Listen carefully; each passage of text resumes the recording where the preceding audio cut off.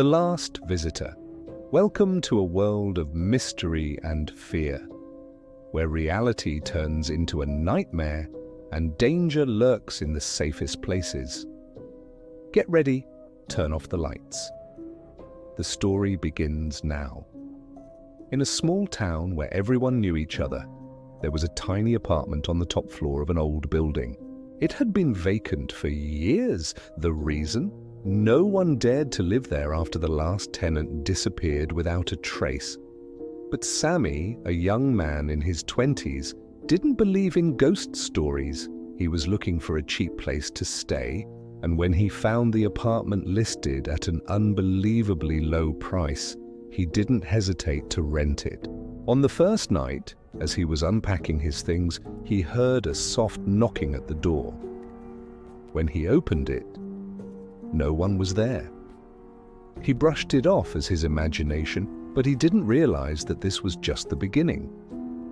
On the second night, he woke up to the sound of heavy breathing right next to him, as if someone was standing beside his bed.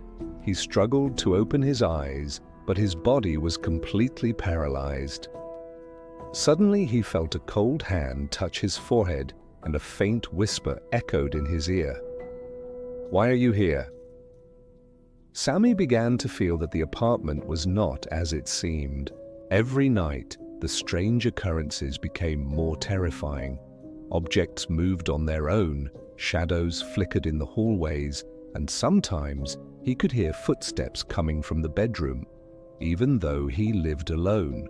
One night, he decided to set up a camera to record what happened while he slept. The next morning, he reviewed the footage, and his blood ran cold. There, sitting at the edge of his bed, was an old man staring at him with completely empty eyes. The worst part? The man looked exactly like the previous tenant who had disappeared years ago. Since that day, Sammy was never seen again, just like the tenant before him. And the apartment?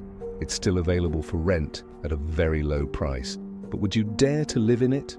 If you enjoyed this story, don't forget to support the channel by liking and subscribing for more scary tales. And tell us in the comments, have you ever felt an unseen presence in your room?